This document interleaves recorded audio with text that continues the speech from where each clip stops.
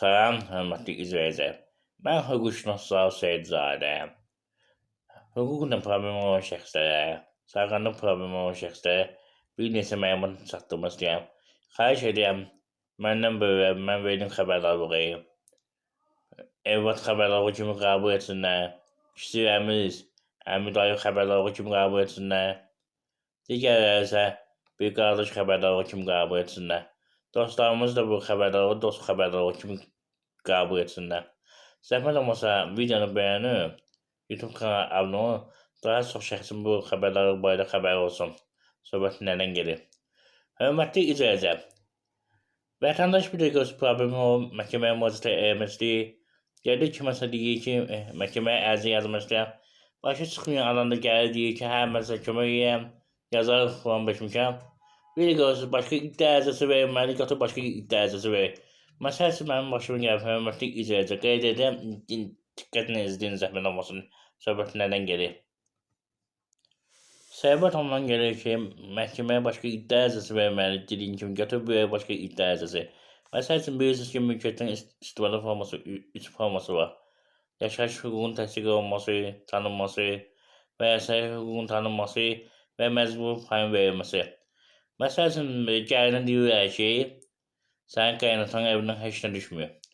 Amma orada incə detallar var, məsəl üçün. Belə, gəlinin yoldaşı qaynatandan qabaq və yaxud qaynanadan qabaq sonra belə rəhmətə gedibsə, birinci qaynata rəhmətə gedibsə, orada gəlinin pay düşür. Nəzərə almaq lazımdır.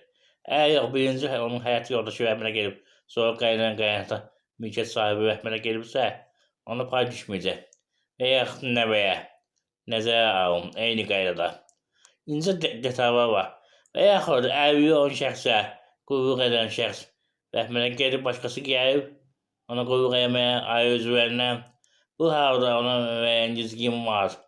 Hansı ki, dövlət tərəfindən həmin şəxsə təyin olunmayıb və deyib, at istəndə yoxsa, götürüb həmin şəxsə deyib ki, təzədən komissiya keç. Və ona da məsləhət çünki ərizə yazıb, məsləhət verib ki, keç.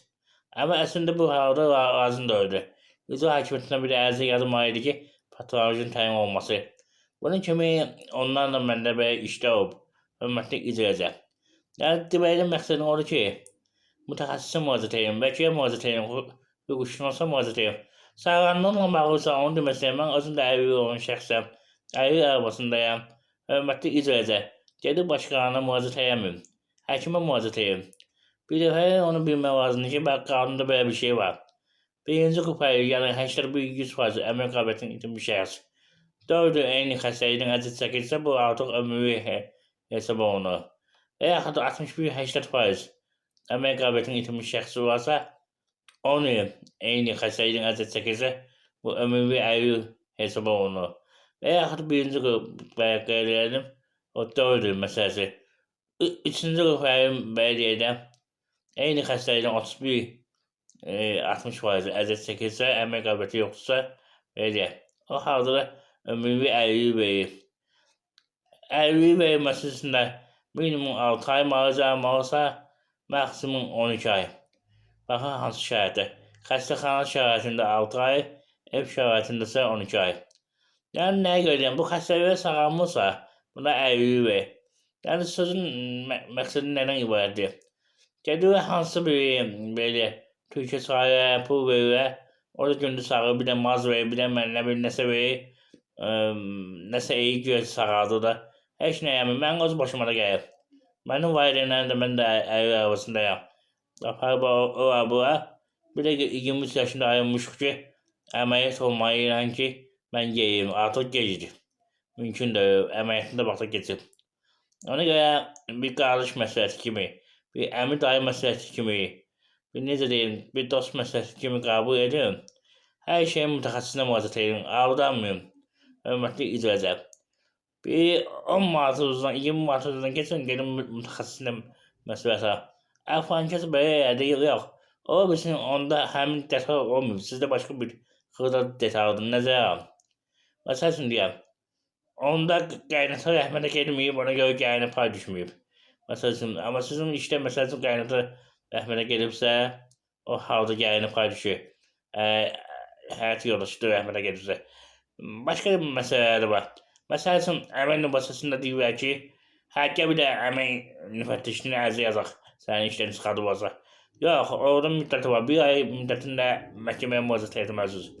Etməlisiniz, şikayət müddəti keçir. Məsəl üçün, belə şeyləri nəzərə alın. Məsəl üçün, bir iki məsələni də qeyd edirəm. Boşandığınız gündən 3 il ərzində belə deyək, məhkəməyə müraciət edib əmək davası aça bilərsiniz. Amma həmin 3 ilin artırma müddəti də var da, hörmətli icazə.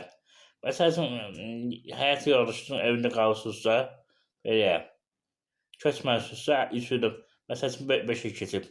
5 ilin sonra gəldiyi ki, mən evi satıram, sən köç burada. Onda həmin müddət həmin vaxtdan hesab olunur 3 illik. Nəzərə alın, belə incəliklər var, hörmətli icazə. Aldanmayın. Yəni, incə detaylara fikir verin. O ki, qaldı məndən hüquqi məsləhət almaq istəsiniz, qeyd onu telefon nömrəsini əlaqə saxlaya bilərsiniz. Bir də əlvi olan şəxsləri təfsir edən ki, olan valideynləri, ailə üzvlərini təfsir edən ki, əgər əlvi olan şəxs sağlamdırsa üzülmüyor. Onun həyat şəraitini yaxşılaşdırır. Mən həmin öz həyatından danışıram. Həmin bu dünyanın 40 tanınmış əlləri haqqında kitab yazmamışam. Maraqlı motivasiya kitabıdır. Burada padişahlar var, prezidentlər var, hamı var. Hamıda əlvi olan şəxslərdir, 40 tane şəxsi baxa bilərsiniz. Kimdə var? İlgimin varsa satıram. Bir də xahiş edirəm, videonu bəyənin. Videonu bəyənib kanala abunə olun. Hörmətli izləyicilər, mənim özümün belə deyək, hal-hazırda 4300 abunəyə ehtiyacım var. Dəstək olun bir-birimizə. Diqqətinizə görə çox sağ olun. Bir də kim fayda götürürsə, imkan daxilində kanala iyanə etsin, dəstəksin. Kanalın bağlama təhlükəsi var. Videonu bəyənin, paylaşın, abunə olun, 10 mini yıxa ki, bağlanmasın. Hörmətli izləyicilər. Sağ olun, diqqətinizə görə. Sağ olun.